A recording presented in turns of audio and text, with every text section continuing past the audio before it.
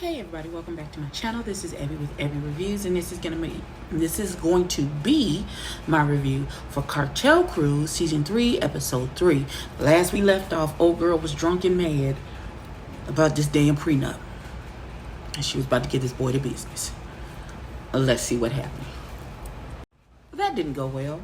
That didn't go well at all. They got into a huge argument.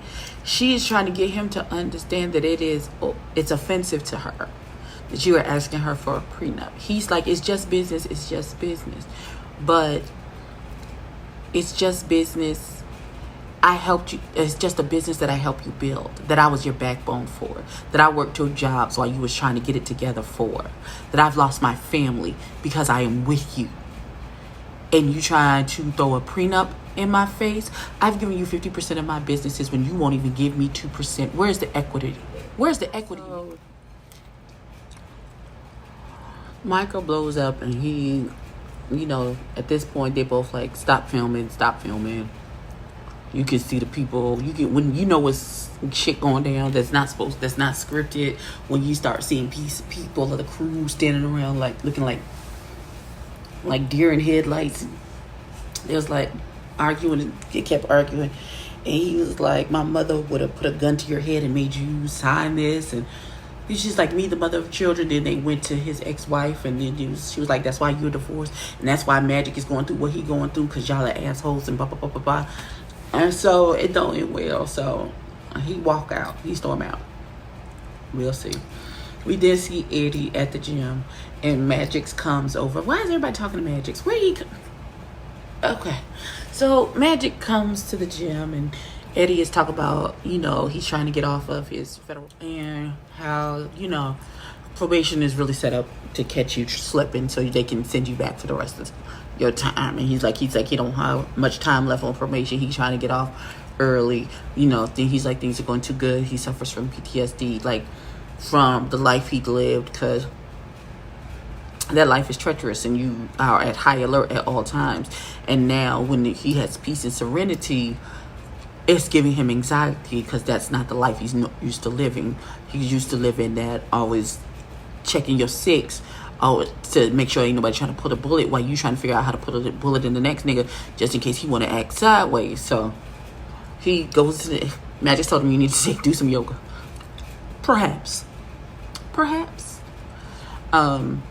But yeah, he talks about how the new girl is not from that life, and he says, Tattoo Baby is a good girl. It's just that she grew up on the set. She knows what this is. And this new girl, he thinks she's the one, and he thinks she's a good girl because she's not a part of this life.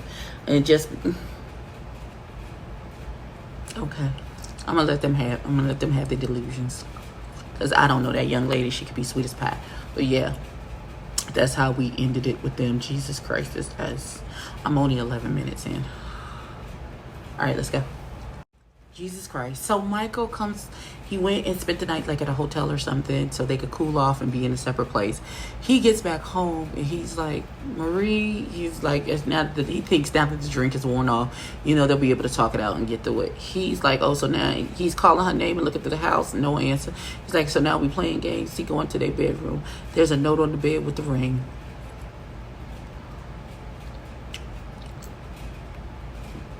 Damn it. Child, that note made that nigga. Child, he done called Marie and left a message, talk about where the hell are you.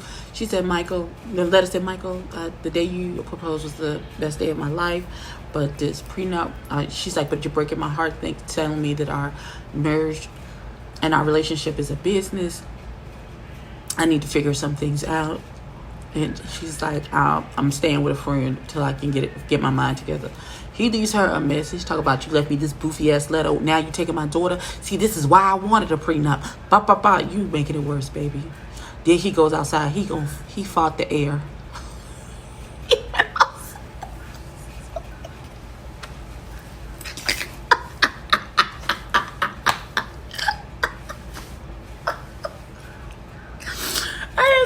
I can't. Okay, so Marie has gone to her friend Nicole's house and she's explaining what's happening. They got into a fight, they blew up at each other. She was like, the thing that hurt her the most is the fact that he said that his mother would put a gun to her head and make her sign the prenup and fuck her life and all this other good stuff. And she was like, that's the part that I'm most hurt about. We've been together for years. I left my family for you, and this in our relationship is coming down to business, and if that's the case, then I feel like I don't even know you anymore. And she was like, and her friend was like, well, you need to talk to him if he doesn't reach out. She was like, oh no, he's been blowing up my phone. She was like, okay, now what you need to do is put on your good girl panties and talk to the man and tell him what it is and how you feel. You can't just blow up and then walk away and then y'all don't resolve anything. That's not how it works. And she was like, you're right. I'm gonna have to put on my big girl panties and I'm gonna have to be the mature and talk to this man and tell him what's happening, because you walked off with his kid, even though it's her kid too. Shout out to having friends who can be the cooler head in your situation, who can be the neutral third party and give you good advice to help you resolve whatever it is your situation is. Shout out to the good friends. Hold the hell on. What the sugar baby is going on in here? So Diana's new baby boyfriend, he's like 25 or something. She talk about she gonna have a party to introduce him to everyone, and she's gonna do it like a baby shower because he's her baby. This screams what the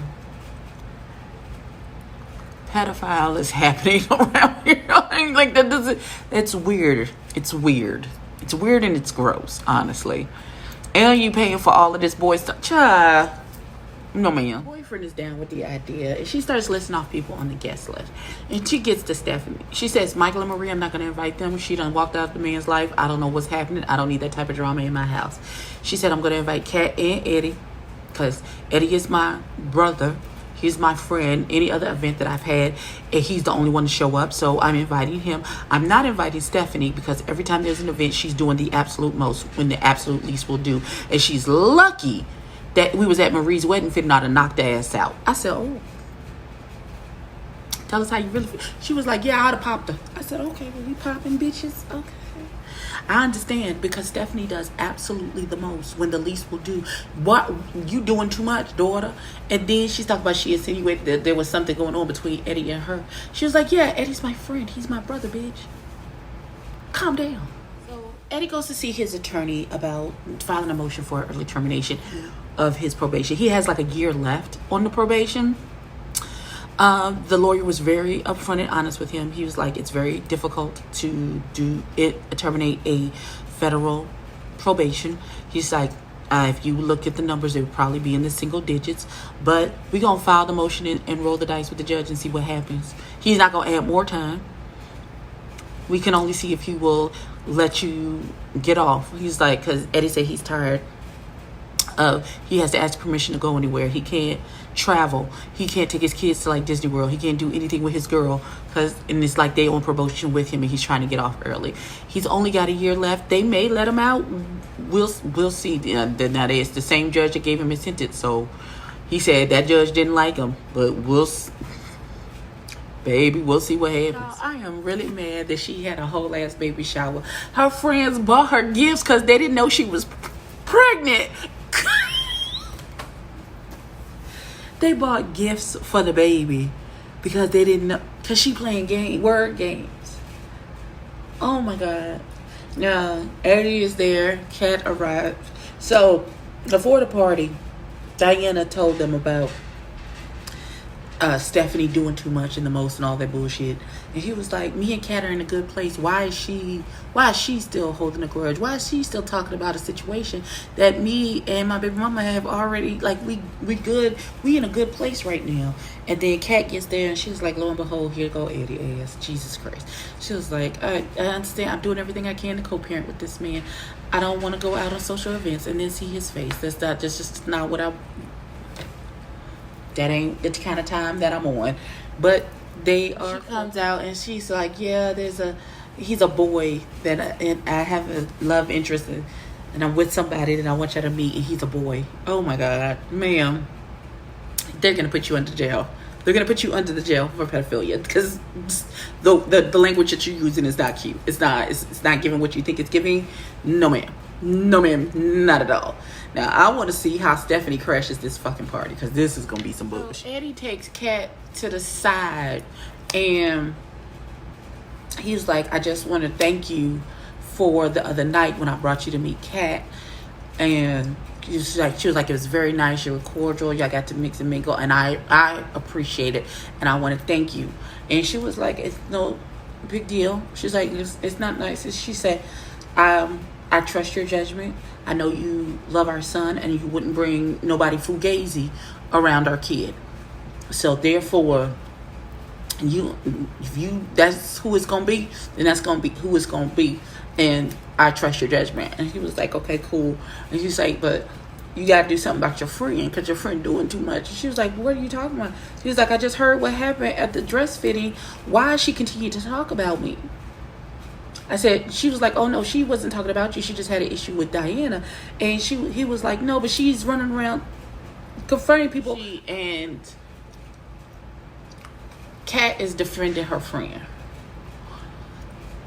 which I understand and I appreciate because clearly her friend goes hard in the paint for her. However, at some point, you have got to open your eyes and realize your friend is doing the absolute most for absolutely no reason. Point blank, period, the end. I don't know what you want. I just don't know. I understand that's your friend, that's your homegirl, that's your A-spoon coon. She was there when it all fell down. She was there, put it back together. But after a while, she was doing too much last season for me. She does too much. It's like she's in love with you. So, we gonna see. She about to bust up this party, though.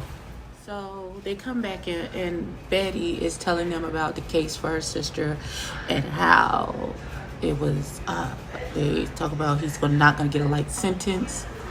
And the look on Eddie's face,